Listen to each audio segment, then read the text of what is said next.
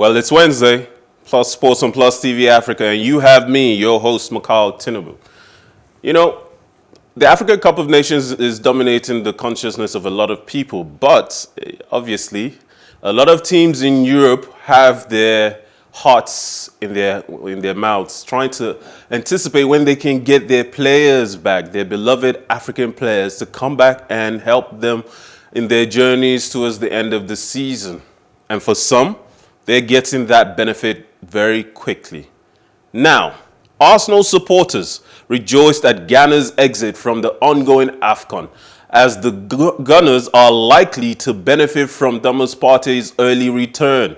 Partey appeared in all three of Ghana's group matches until the team was knocked out of the competition after a 3-2 loss to debutants Comoros. The 28-year-old is now set to return to England, where he could feature in Arsenal's home match against Burnley.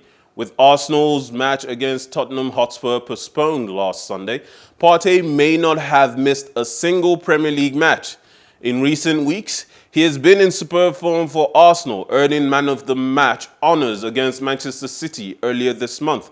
As a result, many Gunners are ecstatic about his impending comeback. One fan wrote on Twitter, "It's quite something how you can fly to another continent for a tournament, come back and not miss one league game. Up Ghana."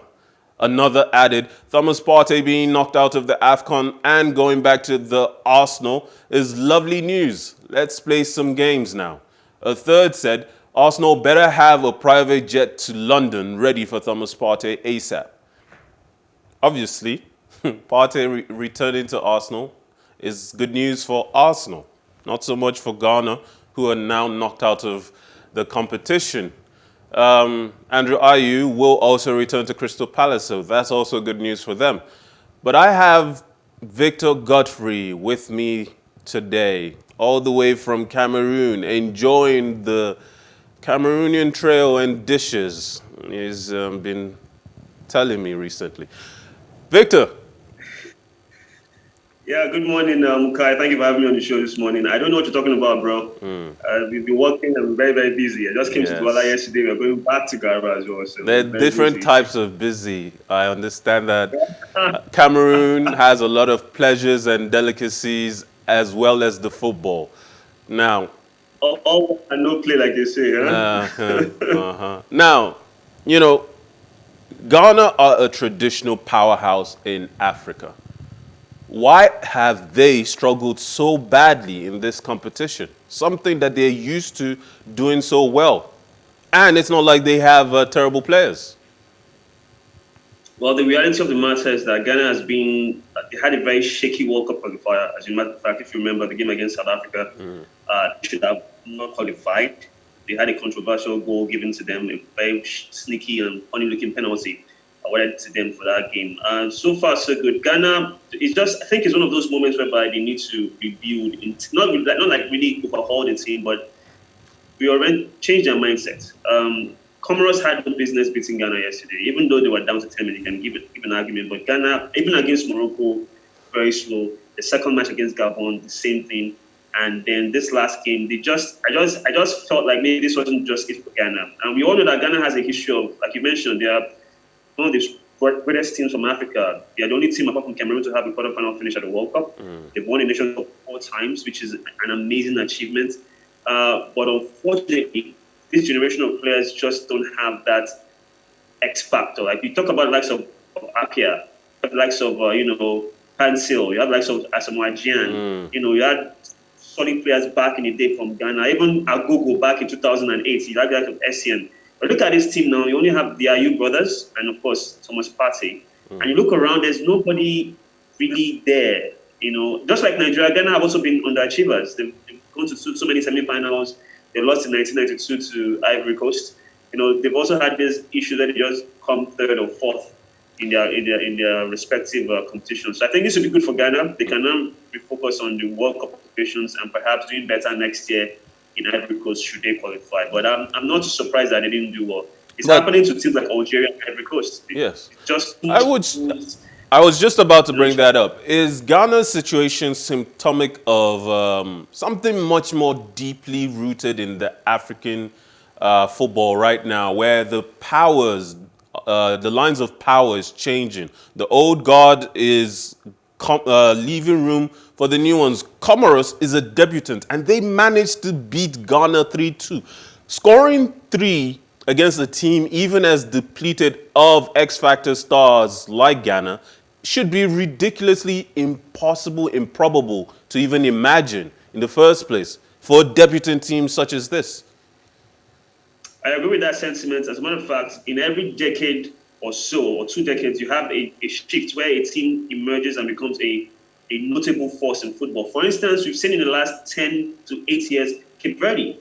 It started out in 2013. Cape Verde now are a very respectable team. We were in the stadium live in Olimbe when they played out a draw against Cameroon. They were very, very impressive. I mean, we're talking about Nigeria beating Sudan with so much ease. Well, in fact, as a matter of fact, almost every Nigerian was so confident we were going to win that match, and we did. But in the 70s, that was not the case. Sudan was a powerhouse in African football in the 70s. But fast forward down to 2022, Nigeria is a bigger name. So I can agree with that sentiment.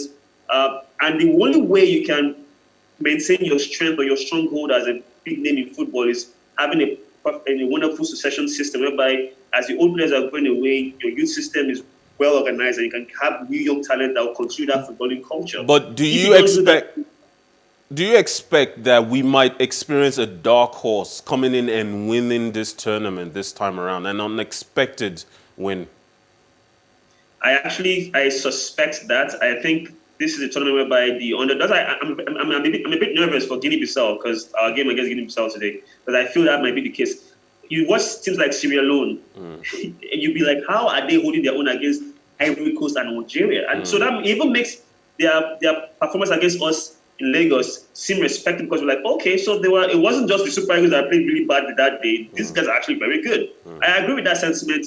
I hope we don't have a dark horse winning it because I want the Super Eagles to win this competition. I actually feel like we are destined to win it, but it will be beyond me. I won't be surprised if a team wins it for the very first time. Returning to my previous question about the possibility or the current situation being that the old guard, old powerhouses in Africa are kind of leaving way for the new underdogs to rise and shine.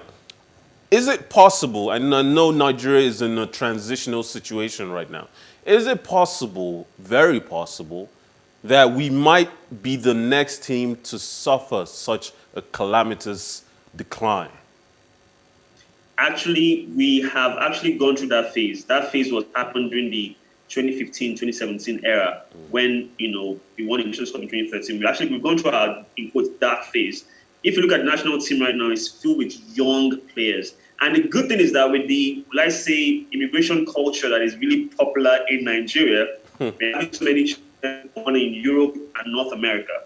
So I can assure you, just keep watching football, you hear one Nigerian name pop up. For instance, imagine if Ross Barkley was in the national team. He's a Nigerian. Dele Alli, a Nigerian. Bukayo Saka, a Nigerian. Abraham, a Nigerian. So imagine if these guys played for us. So I think we've gone through our dark phase, and this new era, from our goalkeeper to the attack, we have a very young team that can play for the next 5 years before we look for that new transitional phase. So I don't think we will suffer. The only issue is our infrastructure or our structure, or administration, so to speak. If we get that right, I think the national team will be a force to reckon with. And you mentioned something, even with South Africa, in the mid-90s, South Africa was a team to respect. Lucas Radebe, Mark Fish, Andy McCarthy, Sean Bartlett. And then right now, this current generation of South African players are just in the wilderness. And you cannot blame them because South Africa has one of the best footballing infrastructure and footballing league in Africa. Second to none, in my own opinion. They are one of the best. But yes, the national teams can perform. So I agree to an extent that football is shifting. But I think if you plan properly, take Germany, they planned it out with their youth system and they dominated football. Same with Spain. Even England, to their credit. England now is the team they're forced to reckon with now in global football. So hopefully we don't go through that phase, but I'm sure we'll be good. Other countries like Ghana can suffer, but we're okay. We're good. No offense to Ghanaians. Ghana must go, and they're gone. What big team do you think is going to be going home next? I'll pick Algeria.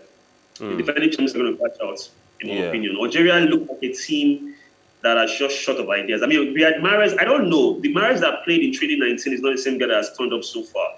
Mahrez has this big boy mentality. And again, you watch these guys up close in the stadium, and the work rate is just non-existent. Mahrez is just jogging and strolling. The likes of Teguli, you're not really playing to their full potential. So I think Algeria they're going to crash out next. And if care is not taken, I know the Cameroonians don't really hear this. I've been telling their fans for the last 2 days. I said, based on that performance against Cape Verde, if they're not careful, they may crash out at the round of 16 because there are no second chances. So we might have Cameroon. No away games, no home games, no aggregate score lines to rely on. All right. Here we go. I know you're traveling to Garoua soon, this very morning. Yes. I'm sure we'll be here to have you tomorrow to talk about For sure. The Super Eagles, win or lose. No. Win or win. We have to win. We can't lose. So. Well, we've already qualified, but I take your point. I take your point. Let's maintain the high standards, obviously. I bid you adieu, Victor. Have a wonderful flight. Thank you so much for having me. All right, take care. You too. Now, in tennis, Ash Barty eased into the third round of the Australian Open with the minimum of fuss on Wednesday, January 19th. Overwhelming Italian qualifier Lucia Brazetti, 6-1, 6-1 on Rod Laver Arena. The top seed hammered 11 winners to wrap up the first set in 25 minutes and was equally dominant in the second, sealing the victory in under an hour when her opponent netted a backhand. Brazetti, the world number 142nd, failed to muster up a single break point over the contest as the Wimbledon champion lobbed, sliced and pounded her into submission in the bright Melbourne sunshine. Barty hoping to end Australia's 44-year wait for homegrown women's champion next faces another Italian, Camilla Giorgia, with defending champion Naomi Osaka potentially waiting in the fourth round. The only former champion left in the men's draw at Melbourne Park, Rafa Nadal put on a clinical performance to ease past German qualifier Yannick Hannemann. 6-2, 6-3, 6-4, and reached the third round as the Spaniard remained on course for men's record 21st Grand Slam title. The 2009 champions' only previous meeting with the 126th ranked Hannemann came on the Roland Garros clay in 2019 when Nadal lost just 6 games en route to a straight sets victory. The 30-year-old German did slightly better on a windy day at the Rod Laver Arena, but it was not enough to trouble Nadal, who hit 30 winners and broke his opponent's serve 4 times in the match, while saving both breakpoints he faced. Nadal needed 5 match points before sealing victory when Hannemann center forehand long. The 6th seed will next meet either Russian Karen Khachanov or Benjamin Bonzi of France for a place in the 4th round. And that's Plus Sports on Plus TV Africa. Join us next time. My name is Makao Tinubu. Have a good day.